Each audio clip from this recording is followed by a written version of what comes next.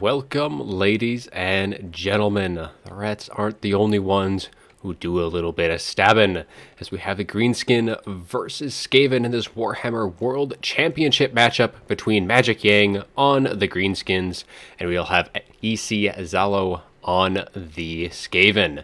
So for the Greenskin side, we do have goblins in that front line. All of these are going to be double silver chevrons, so they are going to be a substitute for more of the orc front line that you'd maybe traditionally be seeing. And then the secondary line, it's going to be Night Goblin Fanatics with the 8 peak loony. So all of these Fanatics do have that Fanatic ability, which will have those spinning loons rucking through the Skaven formation. A definitely very interesting build, not one that you will be seeing very often.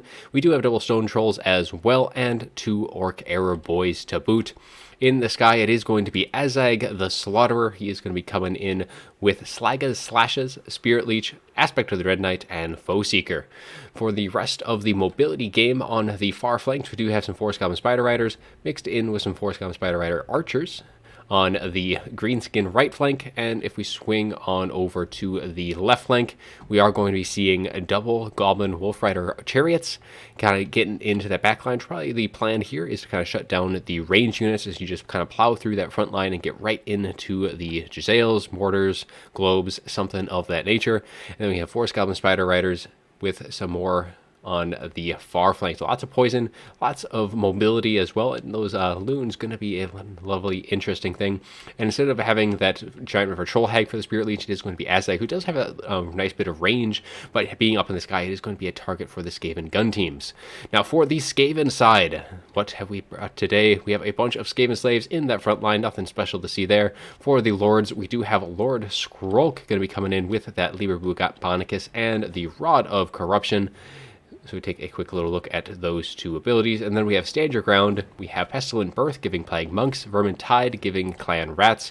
And then, of course, he has that Aura Pestilence for -5 melee attack. And then in his bodyguard is going to be an Assassin, coming in with Rival Hide Talisman and Assassin's Trophy.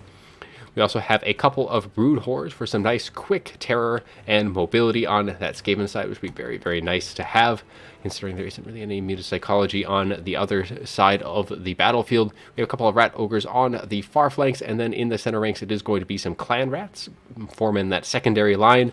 And then we have 1 Poison Wind Mortars and the Natty Boo Boo Sharpshooters, who do have stock and snipe, so they will stay hidden even while they are shooting. And then we do have a couple of Eshin Triads going to be sneakily stocked in the back line. As you can see, they are both still hidden. And there's going to be some nice and fun, interesting stuff. So let's get things rolling as the Greenskins are going to be advancing on the Skaven here. The Brood Horrors are going to be keeping these Goblin Wolf Rider Chariots away from the gun line, and the rest of the shots going to be starting to just target and fire in on these Forest Goblin Spider Rider Archers. Going to be hitting them and doing some decent damage, and honestly, not necessarily the worst idea. Just getting a single volley and to hit on them is probably one of the better ways for the Skaven to really deal damage to these units, but really there is going to still be some better targets for them to be firing in at, and that's once the rest of the formation is. Now, unfortunately for the Skaven, all of these Night Goblin Fanatics who would love to be getting shot at by those Poison Wind Mortars are all hidden on that initial approach, and the front line is slightly engaged as the Chariots do kind of charge in on these Skaven slaves, trying to get some nice free damage in before the Brood Horrors do kind of counter charge, and they are going to be getting some nice hits in onto the rear. But the Natty Boo Sharpshooters are firing into Azag the Slaughterer, just going to be firing on in, getting some nice damage in there.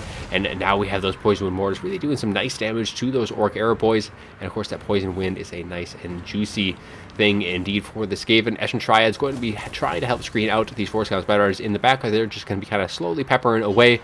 Some units are going to be getting terrified out of the picture here, as we do have those Brood Horrors coming in. Going to free up the Skaven for the most part, but a lot of the Skaven just kind of sitting in reserve for the most part, taking that initial charge from the Stone Trolls and those Goblins, and you just see how quickly they break without the Greenskins taking any damage in return. Eshin Triads do a nice job at screening out these Forest Goblin Spider Riders, though a few units do get on top of them, and the charge from the front line as well is going to be shutting down these Poison Wind Mortars for the time being, and that leadership is dropping very, very fast, and the Skaven really cannot afford to be losing those Poison Winds so early on. Those Rat Ogres really need to help kind of clean things up as Azag does swoop on in. The wad does sound, and that is actually going to shatter those Poison Wind Mortars. They had a Spirit Leash on them and all that, and they just got absolutely destroyed. Those Eshin Triads could not stand against the onslaught of the Greenskins.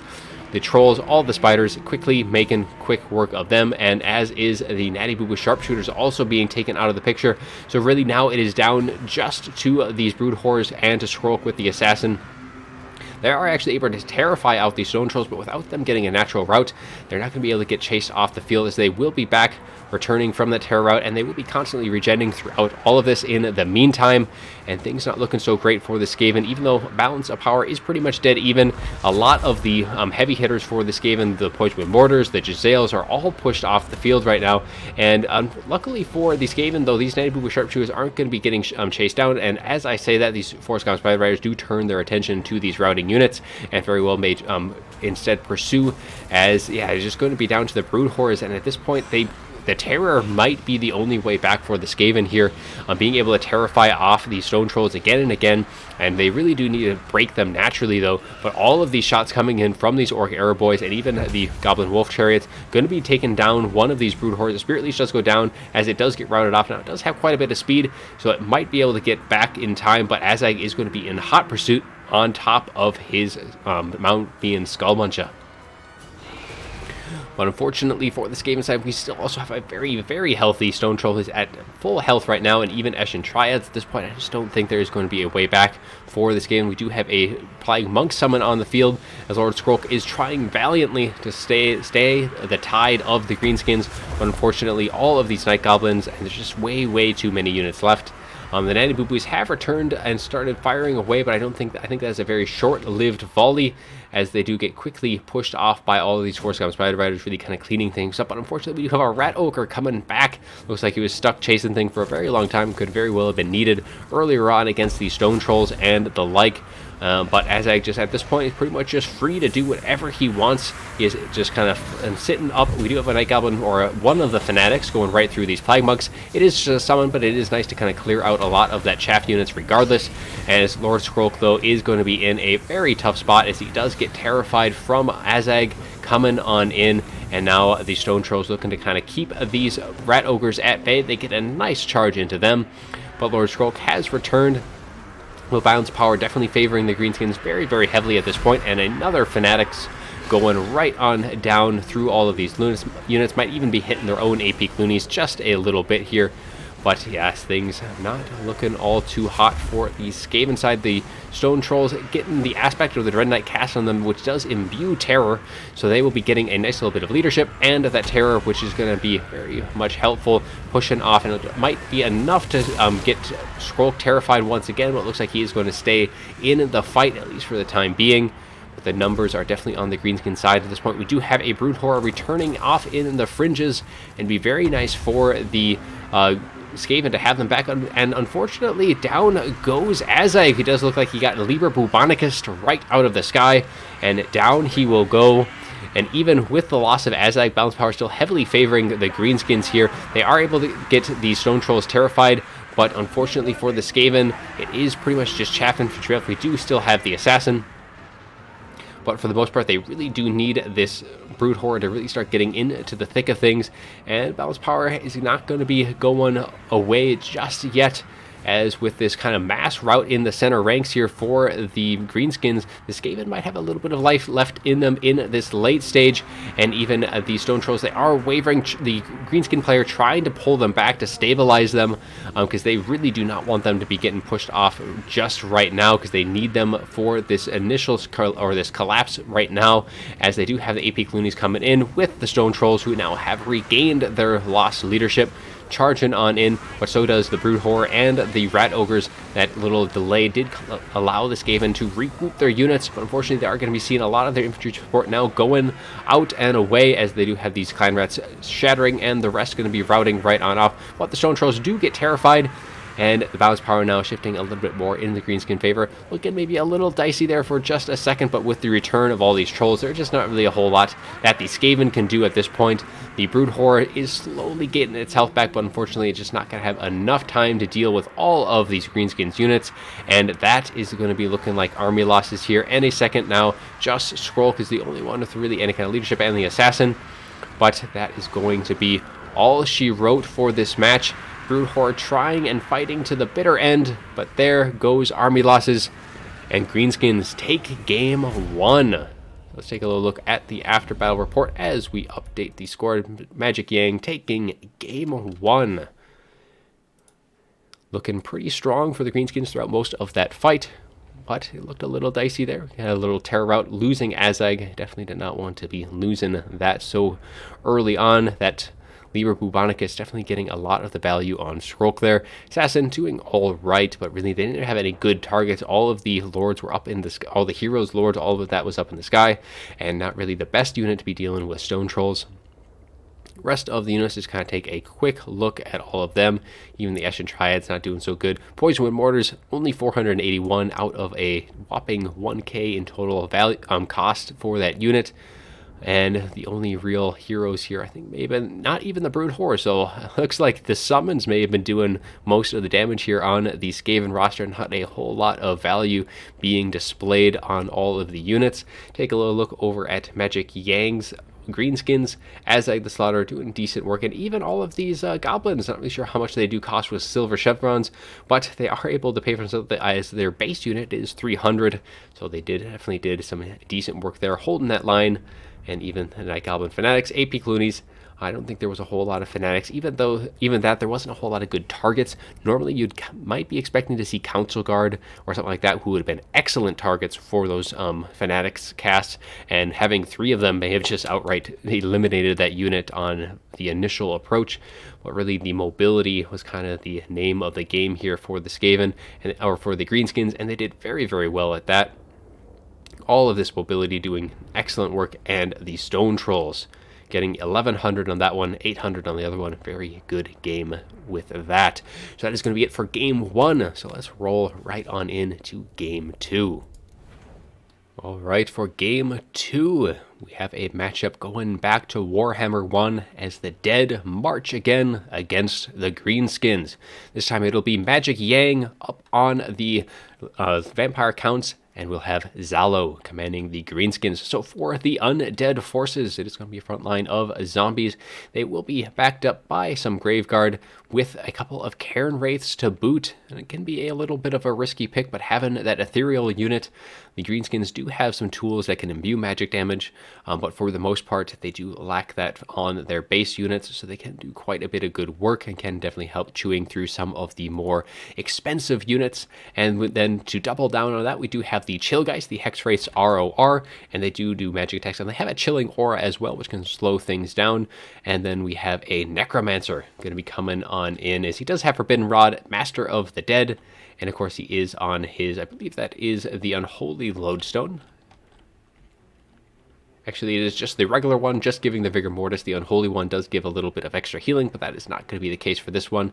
For the Strigoi up in the sky, up on his Terrorgeist, he does have the Spirit Leech, going to be bringing also Invocation of Heck, as well as the Command of the Unliving. So Command of the Unliving does give a Crypt Ghoul summon. Overcast is going to be Crypt Horrors. And then for the rest of the abilities, he does have the Opal Amulet, giving himself some extra damage resistance, and he does have the Ghoul King of Ushoran. So that pretty much can mean that he does have the healing on the Terrorgeist already, but this does give him a you can use it again and again, and it does heal up 1500, so it is a very nice little ability if he does get into a little bit of a predicament. For the rest of the units, we do have some Blood Knights off on the flanks with some Black Knights, and in the tree line, there is going to be some more units, so let's fly on over to that just to see very quickly what we have. So we do have the Dire Pack off in the tree line. Otherwise, that is going to be the army for the Vampire Counts. For the Greenskins, going to be going very, very elite here, as we have the Crimson Killers. Going to be rolling on in, very nice armor-piercing values, nice, better splash attacks versus the regular unit. So very nice to see these guys here. You often don't see the Crimson Killers, and they will be paired with a secondary unit of Black Orcs. For the rest of the units, it is going to be a Monster Mash, as we do have Double Giant. We have a Giant River Troll Hag coming in with Spirit Leech.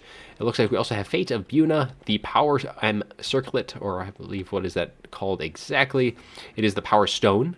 And then we have Mither as well for a little bit added control, compounded with the Nasty Skulkers, who do have their own nice little bit of Smoke Bomb here, giving 72 speed reduction and charge speed. On the flanks, it is going to be some more Night Goblins. This is just the regular one. But in the center ranks, it is going to be a de 8 Piccolonies rolling right on in. And we have Grom the Paunch rolling through these lines. It looks like he has all of his items. So he's going to be having Language of the Boys, given melee defense, leadership, and immune to psychology, which is so very helpful in this particular matchup, though he does have double Black Orcs who have immune to psych themselves. And then we have the Great Un is here, giving base leadership, weapon damage, and melee attack, in addition to a Lucky Banner and the Axe of Grom, giving base weapon damage, armor piercing, and then he does Sunder armor to boot as well, but going very, very heavy. Also have a Black Orc Big Boss giving additional immune to psychology in an AoE around it. So really that immune to psychology on Grom, not necessarily as useful here because he has the Brass Cleaver. He doesn't have that unit, actually, the AoE unit. He just has the melee attack and the leadership buff. So foregoing that and just using Grom, but that is going to be the armies. So let's roll right on in to game 2. As the Strigoi Vampire Lord, not really having anything to fear from this Greenskin army here. And the problem is, though, there isn't really going to be any magic damage from all of these units. He does have the Spirit Leech, but that's it. You don't have anything that imbues magic damage directly, as the Black Orc Big Boss is going to be getting Spirit Leech, and in return, as is the Chill Guys. And very nice target there for that Spirit Leech. Going to be doing some nice damage. It might be seeing a heal come its way momentarily, but the rest of the Greenskins is kind of slowly pushing forward as the counts are slowly getting a total envelop around this battlefield, as the Greenskins pretty much just going to have to take all of these charges, and they'll be able to take them fairly well, but the Night Goblins are going to be getting a charge into the side, a very nice charge by the Black Knights, and they don't have anything to respond, as these Night Goblins take a nice bit of damage here off that initial charge. The zombies are approaching the front line, as is the Grave Guard, as they slowly envelop the rest of this Greenskin formation, and it is going to be a long, slow drag through this fight, as Grom going to be cycling on through. Looks like we do get a Death Streak trying to be targeting, I think, either the Black Orc Big Boss or Grom himself, but here is a beautiful Fanatics cast right through these very expensive Grave Guard, doing a ton of damage. And man, that is going to be a ton of value on that alone, as the Cairn Race, though, getting on to these Black Orcs, and that is exactly the unit that they want to be getting on top of. The other unit circling around on the far flank, trying to get on top of those Crimson Killers, as is a collapse from the Chill Guys as well. So a very nice engagement so far by the Vampire Counts, but all of these Giants just beating down this Necromancer very, very quickly, and that is going to be eliminating the passive healing for this blob. And really with all of these units, especially the zombies, and that Forbidden Rod as well, is going to be definitely sorely missed by the Strigoi here, definitely wanting more and more of that magic to be getting that healing, those Spirit Leeches off, and more of those summons if you can. It only has 2 casts anyways, but now both of the Giants kind of really dealing with that Necromancer for the most part, though it still is going to be able to come in and heal this group of units over here, are going to be turning their attention now to that Strigoi Vampire Lord. Both the Giants, the Giant Patrol Hag, Grom, all of the units for the Greenskins here, definitely running down that Strigoi. He is going to be kind of pulling right on out of here. He does pop that Ghoul King of Ashoron, which does give him a little bit of extra additional leadership, and he's getting that nice and juicy heal. But now all of these units just kind of wading through. The Black Orcs have taken quite a bit of damage so far, but all of the big monsters are pretty much unscathed, and we have Grom and the Giant Patrol Hag, which does have regeneration in fight, as the Mountain's power is slightly in the Greenskins' favor, but for the most part it is much too early to tell. Strigoi definitely going to have to be doing some nice work here. He is bonus versus large, so he will be able to trade it decently well into the Giants, but there is 2 of them, so that is going to make things a little bit harder. We do have the Crimson Killers retreating back to the rest of their formation, trying to kind of just group up, but there's just a ton of units left for the Vampire Counts, doing some nice bit. We have a nice charge in by the Black Knights. Blood Knights are getting some decent charges as well into those Crimson Killers.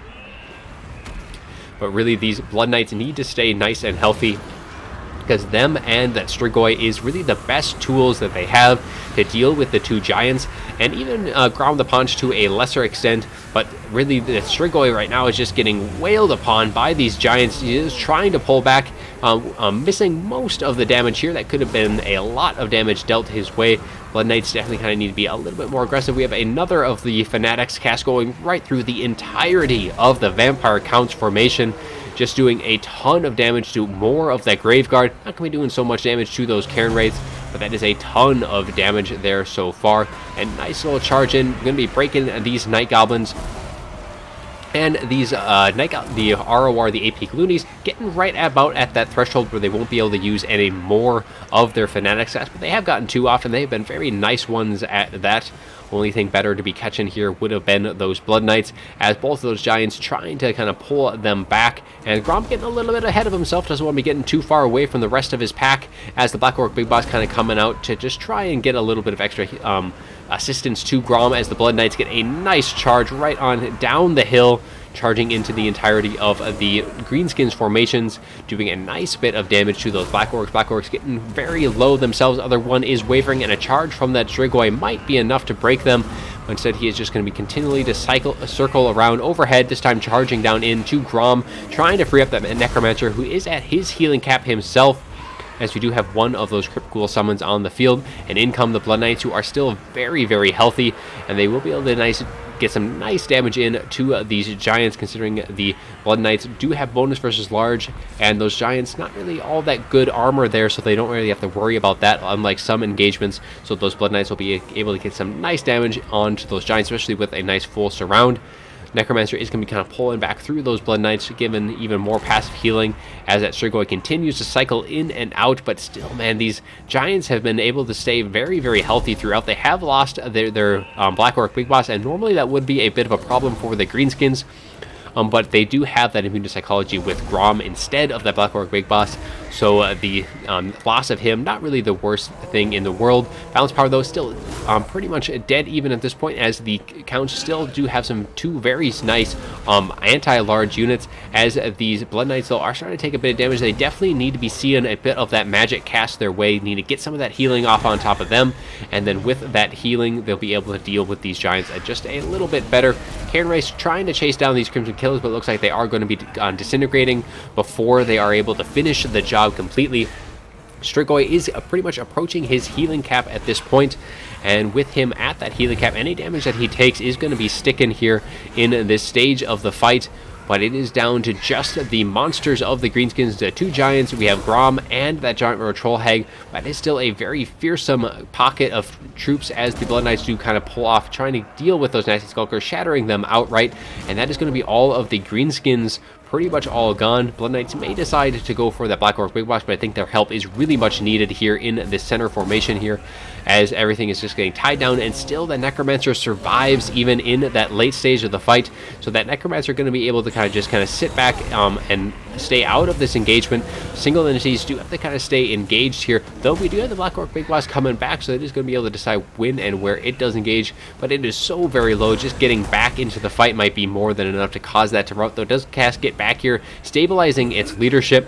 And Grom does actually get routed off here from the Strigoi Vampire Lord, but the attacks from the Giants still coming in nice and heavy. Balance Power is slightly, actually, as I say that, Balance Power goes right back to even as that Strigoi takes a nice and juicy hit.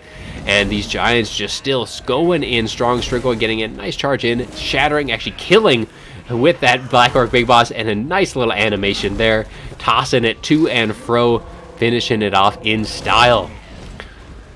Grom is going to be pretty much out. He is regenerating slowly, but he is off for the time being, and that is going to be the immune to psychology gone in this little pocket. And with that, even though both of these Giants do have terror, so they will be immune to psychology, the Giant Troll Hag is not, and she is going to be terrified off by that Strigoi Vampire Lord, pushing it out. But the Giants still going strong, and the Balance Power did come back, so it is Grom back in the fight, and he has returned as the Strigoi does charge down, diving on top of the Giant Road Troll Hag, doing a nice bit of damage in the process, as the Blood Knights do kind of charge in, kind of collapsing upon it. Might be just enough to push back that Giant Road Troll Hag. Balance Power was pretty heavily in the Count's favor, but both of these Giants just going to town on this unit of Graveguard here, finishing them off with every swing of their mighty blade or mighty club here. And that Strigoi, though, finishing off Grom the Paunch. He is going to be routing off once again, but man, he is very, very low. He does pop Opal Amulet, but he is able to down Grom the Paunch, giving himself a nice little buff in that balance of power. And now he just has to deal with, I was going to say 2 Giants, but one has routed off, and it is just going to be down to the one, getting a mighty blow to that Necromancer, and the second time is the charm, finishing it off. And now it is just down to that Strigoi. First attack does miss, and the Strigoi versus the Giant, a duel of monsters here as they continue to wail on each other one at a time. The hit does land there, and the Strigoi is going to try and pull back, but he is crumbling, so he doesn't want to be taken off for too long. He wants to get back into that fight while he still can, and he does get that charge in, but he is sitting on just slivers of HP, but as is that Giant, and it is just down to the wire, but there is Blood Knights as well, and the attacks raining in 55 health on the Giant, but the Giant does rout. Balance power now pretty heavily in the favor, but down falls the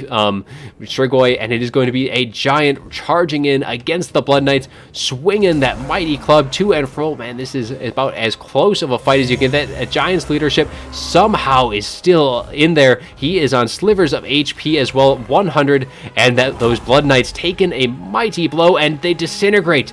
Man, that is the closest fight I think I have seen in quite some time, as the Greenskins somehow pull it back. I thought that other Giant was gone and dusted, but in it comes in the late stage of the fight with the steel chair, finishing off those Blood Knights.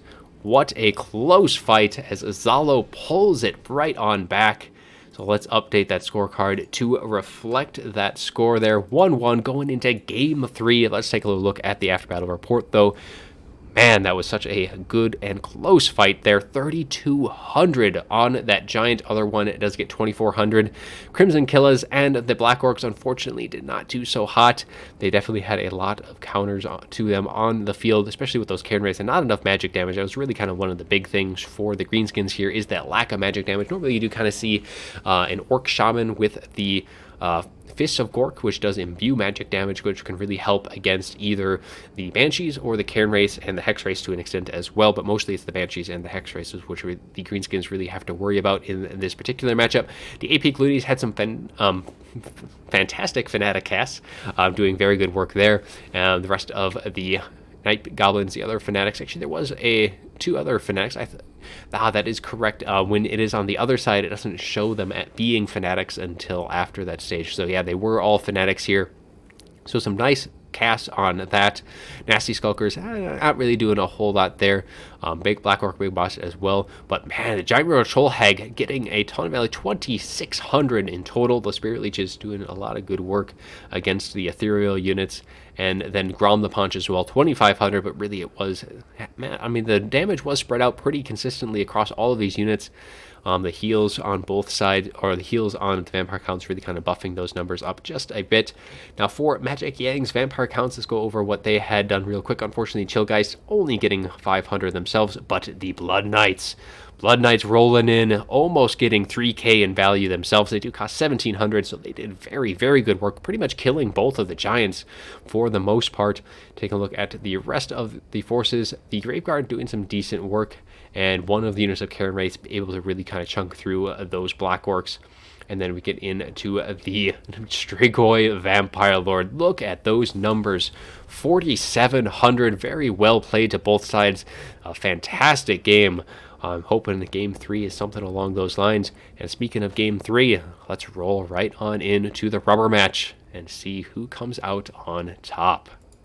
And we are back for Game 3. The Warhammer World Championship group stage between MagicYang and XaLo, as the Skaven weapons teams open fire at the initial onset of the battle, and they are going to be targeting some dinos down the way, as MagicYang is going to be on the Skaven side against XaLo on the Lizardmen. Lizardmen definitely at a rather big disadvantage in the Skaven matchup with all of the gun units, and there's plenty of those on the field with triple Warp Block Jezzails, and they are going to have a Rat Ogre and a Brood Horror defending them in that backline. There is going to be some Poison Wind Globadiers as well to help kind of chew through any of the Saurus Skinks that do get their way to that front line.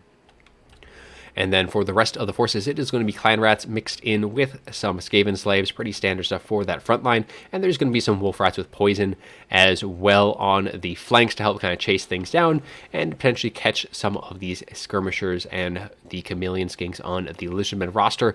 Now for the Lizardmen, they are going to have a bit of a mobility core in that back line. We do have some Feral Cold Ones, some good girls over there. And then we have the Cold One Spear Riders and some more Feral Feral Cold Ones on the other flank. Not a unit you'll see. They are fairly cheap. It is essentially the Lizardmen's Dog unit, but considering they do have Rampage, you generally don't see them, even though they are pretty cheap for their mobility.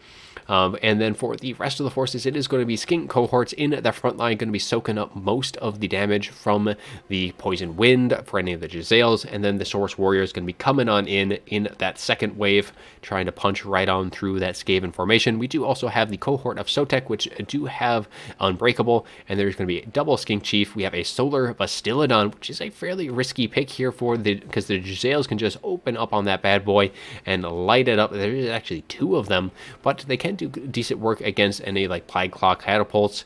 Warp or the Warp Lightning cannons can do a good number to them. Otherwise, we have a Slann Mage Priest of High.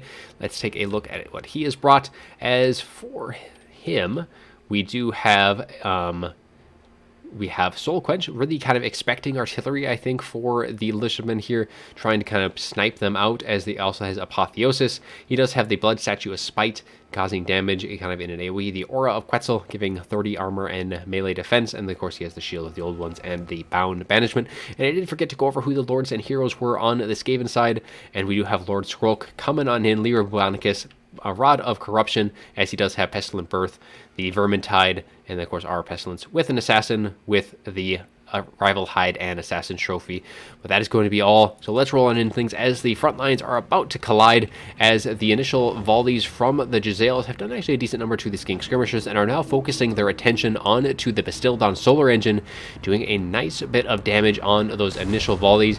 These Wolf Rats have been discovered here, and the Feral Cold Ones are going to be trying to kind of get into the back line, but I think the Poison, or the Wolf Rats, especially with their poison, might be able to win. They do have kind of abysmal leadership in them themselves, but these Feral Cold Ones already getting Rampage, one of the problems in that engagement. And we do have a Soul Quench raking right on through these Clan Rats. May have done even a little bit more friendly damage there. But these Wolf Rats with poison are going to be kind of slightly pulling back, letting their Clan Rat Spears kind of screen out these Feral Cold Ones. But now they will be engaging them. They might just be able to kind of push off those Feral Cold Ones that are getting very, very low. Just that health bar just dropping ridiculously fast. We do get that Rival High Talisman popped by that Assassin, reducing the melee attack by 40 of all of the units engaged. And that center ranks for the Lizardmen are quickly getting routed off, as is that Bastildon, just taking all of that focus fire from the XaLos. One of the reasons why you generally don't want to be bringing it, and balance power heavily in the Skaven favor already, losing these Feral Cold Ones, and now they are able to kind of clean up these Skink Skirmishers as the Wolf Rats do get on top of them, while the Brood Horde going to be looking for his prey elsewhere, going to be looking to help come in and support that center ranks, as Lord Skrolk does use his Rod of Corruption, giving a nice little bit of AoE damage to all these units, just trying to get rid of these cohort of Soteks with a Plague Monk summon as well, and in comes a second Plague Monk summon. We get a nice charge into the rear by these Cold One Spear Riders, getting right on through these Wolf Rats with poison. Should be able to rout them off as they do, and getting now into those Warp Lock XaLos as the Source Warriors now getting into that back line. And now that the Lizardmen have started to shut down a lot of the range units for the Skaven, they might be able to claw their way back on in, and especially though they need to get rid of these Poison Wing Globadiers, and to the XaLos to an extent as well, because they just need to keep their Slann and the other Bastildon alive. The other one has returned as well, and if they are able to shut down now all of the XaLos, those Bastildons are going to be able to do a nice bit of damage to these Brood Horrors, considering they do fire damage, so they will be able to do a little bit of extra damage to these Brood Horrors who do have regeneration, which means they have a weakness to fire damage, which these Bastildons do have. So it is kind of a risky pick with those Bastildons. Of course, we have another Soul Quench going right on into Lord Skrolk, doing a nice bit of damage there. That Bastildon shot does miss the Brood Horror.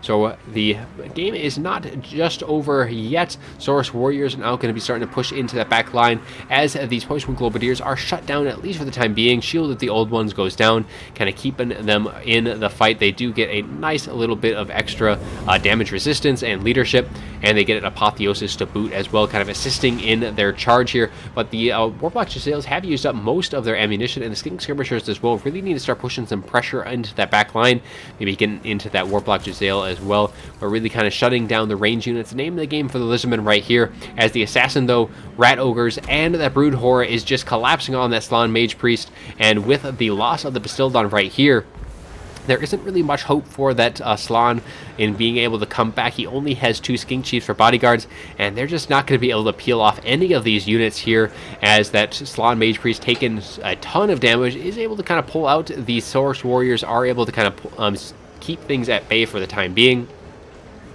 But I think that is only going to be a matter of time. The Assassin breaking free of that formation and is now going for the kill, trying to finish off that Slann Mage Priest. He does have Cold-Blooded Cast on him, or a Quetzal, giving himself extra armor and melee defense, but Assassin and Brood Horror going to be just a little bit too much, as is these Warplock Jezzails, and I think that is going to be all she wrote. With the Jezzails coming back, they're just going to be able to put a major punishment onto that Slann, and they'll just be able to finish off anything else that gets close, and it looks like that is going to be all she wrote for Game 3. Slann does shatter, and with that is going to be army losses. Skaven do take the fight, and that means MagicYang takes the series. So let's update the scorecard just real quick to reflect that in the end. MagicYang does take the series 2-1, but that is still good for XaLo, though. Even though he did lose, he still gets a point in his group, which means that all was not lost, because if he had been 2-0'd, that would have been nothing to show for it. Though even though he lost here, he still gets 1 point for that win. So very well played. That second game, man, that was just an amazing game. That was just something else in the end. But let's go over the after battle report real quick here for the Skaven versus Lizardmen. The Solar Bastiladons, unfortunately, very risky pick. One of them almost paid for itself, but still, yeah, it's just such a risky pick there. Though honestly, for the Lizardmen, not necessarily the worst idea to go for something a little risky. I think Pterodons, though, still probably would have been a little bit better, because they didn't have anything other than the Jezzail to deal with them. They didn't have the Warpstone Scroll. They didn't have like the Howling Warp Gale to kind of shut things down. So the mass Pterodons could have actually done very, very well in this battle, because they probably could have been able to deal with these Jezzails, especially if they had get their rock drops off, could have gotten on top of them, and that could have been the way for the Lizardmen to win with this particular Skaven army. Otherwise, take a look at the rest of the forces here. Not doing a lot of good for most of these units. Really just getting shot to pieces, poison wind, and all of that stuff. Even the Slann getting 1400, though his soul quenches did do some nice, decent work. Overall, it was definitely a Skaven-sided match, as one of the Brood Horrors getting 1100. Both of the Rat Ogres doing decent work, and one of the Wolf Rats getting 200 kills, 840 total damage. Very good work there. And then the Jezzails, 1700 on that unit. Other ones doing respectable work, and even the Poison Wind Globadiers, a unit that cost 550, getting 1400. Now, some of that was, of course, friendly fire, though they didn't have really expensive units, so most of that was from the Lizardmen forces. And then just quickly going through the rest of the cheap chaff infantry. Assassin, not really doing all too work. It did some damage to the Slann, but otherwise not too many damage to the Lords and Heroes. But the Jezzails, Brood Horrors, and really the mobility game was pretty strong for the Skaven here in this fight. But that is going to be all for this series. Very exciting one at that. First one to go to Game 3 so far for round 2 that I've casted. But that is going to be all I have for you today. I do hope you enjoyed the video. And as always, have a good one.